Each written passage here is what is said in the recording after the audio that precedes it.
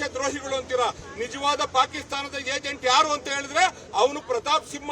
ಕೂಡಲೇ ಇವತ್ತು ಅವನ್ನ ಬಂಧಿಸಬೇಕು, ಅವನ್ನ ಇವತ್ತು ಅನರ್ಹಗೊಳಿಸಬೇಕು. ಅವನನ್ನ ಬಂಧಿಸಿ ಇವತ್ತು ತನಿಖೆಗೆ ಒಳಪಡಿಸಿದಾಗ ಮಾತ್ರ ಇದರ ಸತ್ಯಾಂಶ ಬಹಿರಂಗ ಆಗುತ್ತೆ.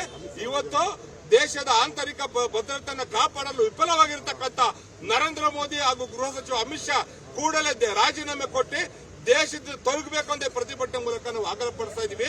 ಪ್ರತಿಯೊಬ್ಬ ದೇಶದ ಜನರಿಗೆ ರಕ್ಷಣೆ ಕೊಡಬೇಕಾಗಿರತಕ್ಕಂಥ ಜವಾಬ್ದಾರಿ ಹೊತ್ತಿರತಕ್ಕಂಥ ಕೇಂದ್ರ ಸರ್ಕಾರ ಇವತ್ತು ಸಂಪೂರ್ಣವಾಗಿ ವಿಫಲವಾಗಿದೆ.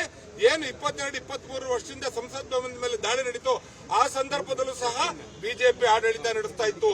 ಇವತ್ತು ಕೇವಲ ಒಂದು ಗಡಿ ರಕ್ಷಣೆ ಮಾಡೋಕೆ ಅರ್ಹತೆ ಇಲ್ದಿರತಕ್ಕಂಥ ಸರ್ಕಾರ ದೇಶದ ಸಂಸತ್ತು ಒಳಗಡೆ ಇವತ್ತು ಈ ರೀತಿ ರಾಜಾರೋಷವಾಗಿ ಬಂದು ಇವತ್ತು ಅಲ್ಲಿ ಸ್ಟೇರ್ ಗೇಟ್ ನ ಹೊಡೆದ್ರು ಸಹ ಅವ್ರ ಮೇಲೆ ಯಾವ ರೀತಿ ಕ್ರಮ ತಗೊಂತ ಇದ್ದಾರೆ ಅಂದ್ರೆ ಯಾವ ಒಬ್ಬ ಬಿಜೆಪಿ ನಾಯಕನು ಇದ್ರ ಬಗ್ಗೆ ಟೀಕೆ ಮಾಡ್ತಾ ಇಲ್ಲ.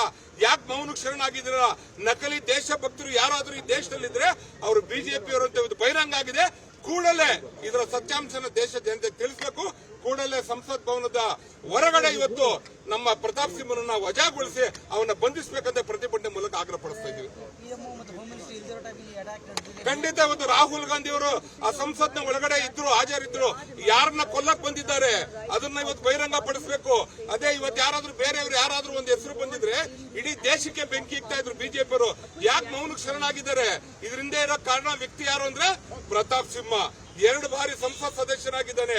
ಅವನೊಬ್ಬ ದೇಶದ್ರೋಹಿ. ಇಂಥ ದೇಶದ್ರೋಹಿನ ಕೂಡಲೇ ಬಂಧಿಸಬೇಕಂತ ನಾವು ಆಗ್ರಹ ಪಡಿಸ್ತಾ ಇದ್ದೀವಿ. ಅನುಕ್ಷಣದ ಸುದ್ದಿಗಳಿಗಾಗಿ ವಿಸ್ತಾರ ಯೂಟ್ಯೂಬ್ ಚಾನೆಲ್ ಸಬ್ಸ್ಕ್ರೈಬ್ ಮಾಡಿ, ಬೆಲ್ ಐಕಾನ್ ಕ್ಲಿಕ್ ಮಾಡಿ. ಸುದ್ದಿಗಳ ಅಪ್ಡೇಟ್ಸ್ಗಾಗಿ ವಿಸ್ತಾರ ಆಪ್ ಡೌನ್ಲೋಡ್ ಮಾಡಿ.